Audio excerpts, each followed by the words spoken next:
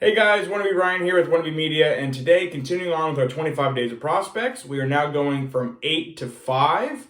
That's going to be the Christmas Eve episode, and then on Christmas, we're going from 4 to 1, baby. So starting off at number 8 for me is going to be Brett Harrison. Brett Harrison should be a name that Bruins fans are kind of getting to be a little bit more familiar with as the years go on, even though he's only been in the organization for a couple seasons. He is a 6'2". I'm going to put him as a left-handed forward at this point just because he could really play, left, right, center. He played center in the OHL, but because of his shot, they've been putting him on the right wing, just being left-handed. Being on your one-timer spot has been actually pretty beneficial for him, at least in the OHL. But again, 6'2", but 185 pounds. He does use his size to his advantage. Not all the time, but he can use it. Last year in the OHL, in 57 games played, he had 34 goals, 35 assists for 69 points. Nice. This year, in his first full season with Providence, however, 15 games played, 2 goals, 2 assists. Nothing to be really too worried about with that, just because he is kind of having a harder time cracking the lineup, right? This is his rookie year in the OHL, and he hasn't done much to stay in the lineup. So at the same time, yes, Providence is there to develop players. However, it's also, trying to win games, trying to make money, right? So Brett Harrison hasn't gotten into nearly as many games as other players have. However, he's starting to make more and more use and starting to get more and more familiar and just more comfortable as the year goes on. I'm not too worried about him only having 4 points in 15 games. Cool couple things about him is he did grow up as a Boston Bruins fan. Even though, yes, he is Canadian, he absolutely adored Patrice Bergeron, as he should. Another thing that I kind of found interesting, especially with hockey, because hockey's a different sport than other sports, but hockey players, you start skating really young, and that's your sport that you pick, and you don't really have options. But he was actually really solid at baseball, and until he was probably about 16, 17 years old, he didn't know whether he wanted to be a baseball player or play hockey. He was getting college offers to play baseball, and he decided to play and start putting more of his focus in hockey. So maybe that plays into it. He's only 20 years old right now, so maybe because he was doing a little bit of half and half, some baseball, some hockey, maybe he's not, nearly as close to being ready as others who have put the skates on so young and have only focused on hockey. Him being a multi-sport athlete, probably a reason why he's not maybe developing as quickly as we'd like in the AHL. Another cool thing for me, obviously your previous coaches are always going to hype you up and always going to kind of talk good about you, but a lot of his old coaches have said that he's going to be a captain one day in the NHL. Now, normally captains are your best players on the team. It's not going to just go to that locker room guy who's the DJ, the grocery stick of the team. It's not going to guys like that. It's going to more guys that, putting points up on the board, things like that. But to go ahead and get that recognition just of your leadership at a young age from your coaching staff that, hey, we think he could be a captain one day is actually pretty cool. I don't really see him being in the NHL at all this year. Obviously, it'd be a miracle for him. Next season, I think he should probably challenge a little bit more in preseason, not get sent down so early. But the year after, I think that's kind of when we're going to expect to see him. So, yeah. All right, so here we're going to see Brett Harrison. He's going to slide that puck in. He's 72 in black here. You're going to kind of want to watch how he stays here in the circle. And it's going to be a nice little one-timer on the power play. This was actually back in the Prospects tournament. Like I said, NHL-ready shot. Now here's his first AHL Providence goal, and what I like about this, we're going to see it in slow motion as this was posted from Providence. On his knees, doesn't give up on the play, still able to get that puck in there. It's pretty awesome, good goal to have as your first career professional goal. His last clip here, it's going to be right here, 44 in red, right between the legs, and then just absolutely throws it on net. When he gets comfortable about where he's playing, his confidence goes up, and when his confidence goes up, he's able to do things exactly like this. Pretty skilled. I mean, just slick mitts, unbelievable. Love the kid.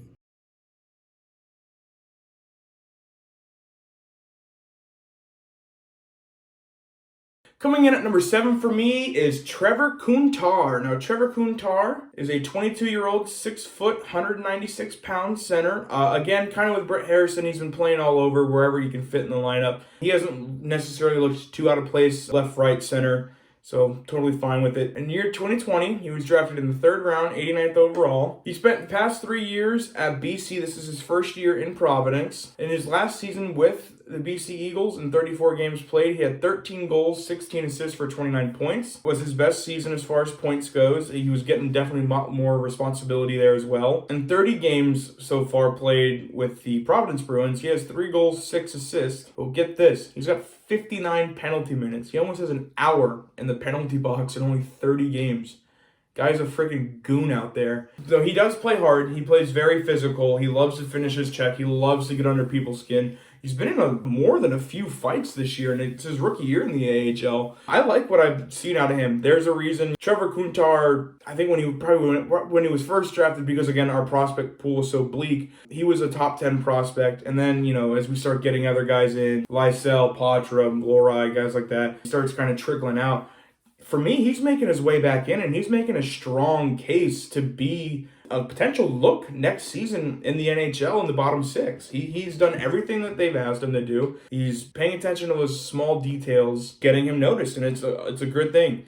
In his rookie year, again, 3 goals, 6 assists. Is that screaming sexy in 30 games? Not really, but sometimes it's not all about the points, especially, in the AHL. We're able to see that he can put up a decent amount. That's 0.33% points per game, but he's hitting. He's not afraid to get in the dirty areas. He loves the corners. He loves getting in front of the net, loves getting under people's skin. That's stuff that fourth-line players do. He's not horrible on the penalty kill, but the problem is he can't stay out of the penalty box. So you can't really kill your own penalties. But again, I think he could potentially be a future in the bottom 6 for us, and third-round pick to be able to contribute that way is pretty enticing. All right, so here this is actually going to be Trevor Kuntar. Trevor Kuntar in 8 right here. Gets that puck, gets it, and throws it right on net. That's not his first AHL goal. It's not his second. I believe that's his third AHL goal. Trevor Kuntar, getting comfortable, being able to take away that puck there and then just throw that thing right on net. The more he does this, the more reps and more games he gets. The more just he's seasoned and better he's going to get. So just keep it up, kid. Keep it up. Now this is Trevor Kuntar's fight. Now this isn't his only fight. He's gotten in, like I said, a handful of them. He goes down, a little bit quicker here than you'd probably like. But what I like about it is what happens after, right? So he's still not up yet, right? They're still trying to break it away. Kuntar's he's not done yet. He just gets a little cheap shot in there. I'm telling you, Bruins fans are going to come to love this kid, the tenacity he has, not backing down from anybody, protecting his teammates, all sorts of stuff. Good kid, good player. Keep it up. Coming in at number 6 for me now is the Bus, Brandon Bussi. He is a 25-year-old undrafted goaltender, 6'5", 227 pounds. Last season, as I'm sure Bruins fans know, because again, is his first full year in Providence. Not only was he an all-star, not only was he selected to the all-rookie team, but in 32 games, he had a 2.40 goals against average and a 924 save percentage, which was unbelievable. He stole that net from Keith Kincaid, got him traded out of there for Shane Bowers. Shane Bowers is now Riley Walsh. And this year, he's had a little bit of a slump, but nothing to be concerning, right? Nothing to be like, we gotta monitor this. 17 games played. He's got a 2.94 goals against average and a 901 save percent. So again, numbers are dropping down a little bit, but I'm not too worried about the Bus. Nothing that's eye-popping. All goaltenders go through that. I do think everyone loves to talk about trading either Linus or Jeremy. I think if they do, I think they're not even going to look to potentially get a backup. I think they're going to give this opportunity to Brandon Bussi.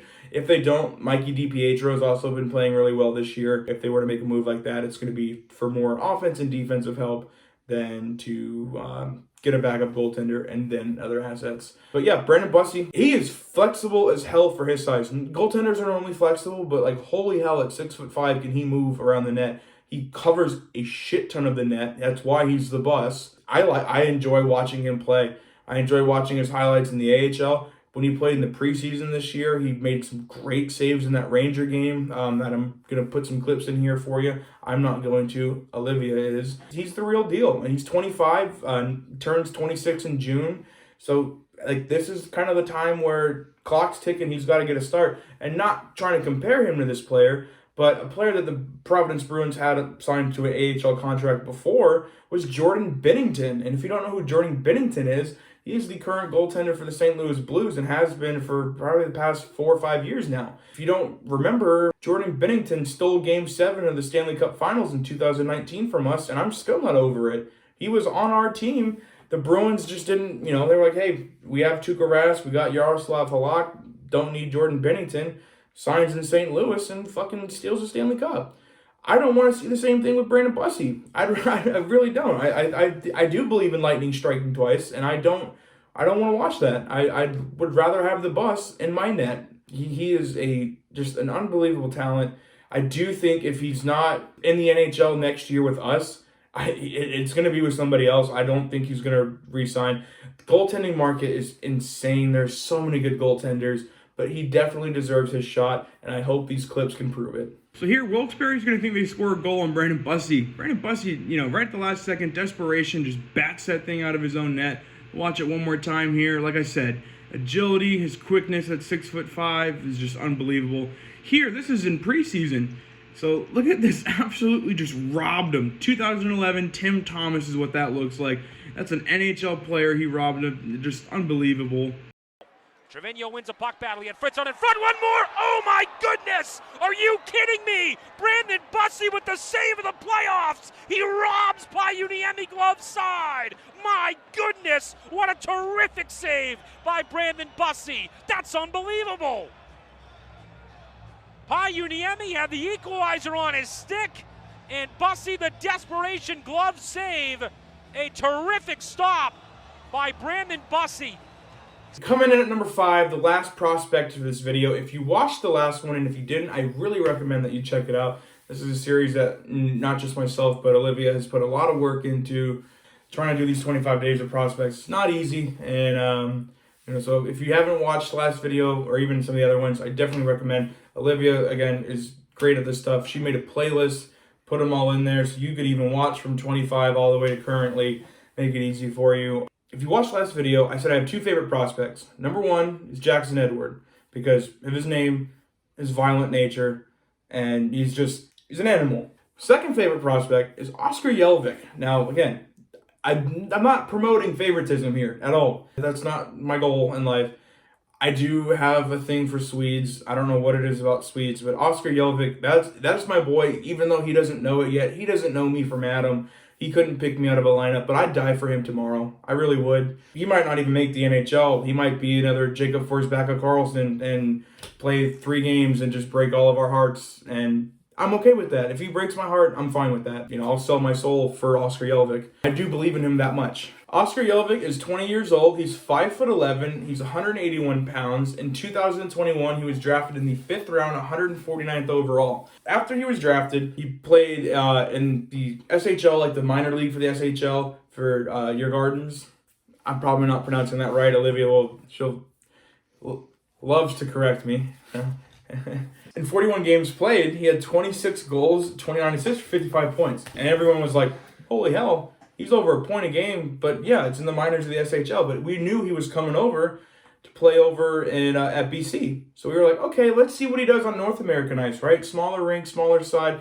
Got to get, used to a new schedule, new time zone, new everything, right? In his rookie year, 34 games played, he had 4 goals, 13 assists, 17 points. That's a half a point a game. He was on that Bruins line, again, with Andre Gausseau and Trevor Kuntar. Didn't look horrible, had some flashes of brilliance. This season, though, oh my God. This season, in 17 games, 9 goals, 8 assists, penalty kill, power play. Doesn't matter where he's at on the ice. He is a human highlight reel. He is all about speed. He is so elite with his speed, his awareness, agility, being able to make plays, the awareness. Did I say awareness? I don't even know. He's elite at everything. I truly believe in him that he's going to be at least a middle 6 winger for this team to come. Elite prospects, which again, that's probably like the Bible at this point to get all your stats.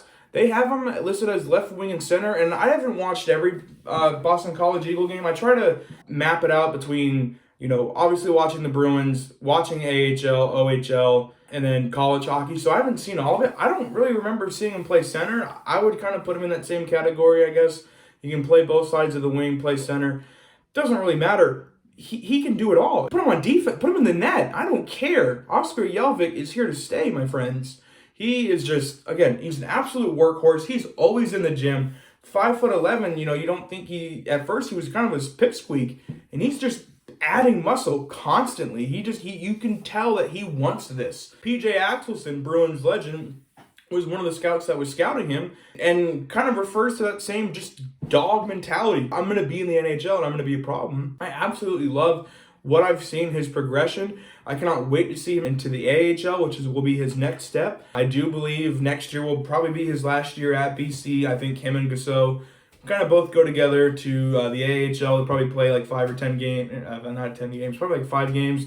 Season will be over, and then they'll be looking to, 2025 will potentially be either their first full year in the AHL or the NHL. But again, Oscar Jelvik for me is just unbelievable. If you guys don't have a chance, if you can't find any clips of Oscar Jelvik, for me, one thing that I like to do just for funsies is look up Boston College Eagle highlights. Just go to their YouTube page and just watch full game highlights. It's practically Oscar Jelvik highlights. If it's not like, there are other talented players, because they have these great players on their team, right? They have Will Smith, who was drafted by the Sharks like 5th overall last year. They got Ryan Leonard, drafted by the Capitals like 8th or 9th overall. Cutter Gauthier, he was drafted by the Flyers, top 5 pick a couple years ago, if not last year. And then you got Oscar Jelvik, who was just a little 5th round nothing pick out of Sweden. And he's dominating right there with guys that were drafted in the first round, top 10 picks, and he's doing just as good. I mean, he's not putting up as many points as they are.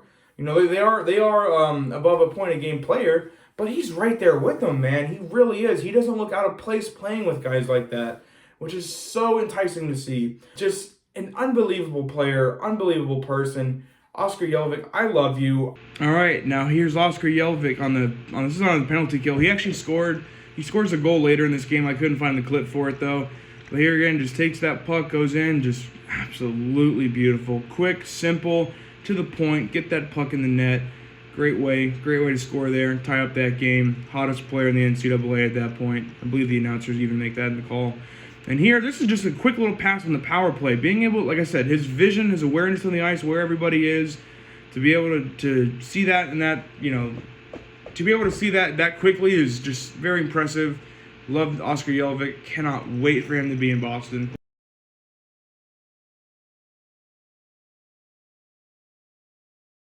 Oscar Jelvik, hit my music? Now, Liv, hit my music.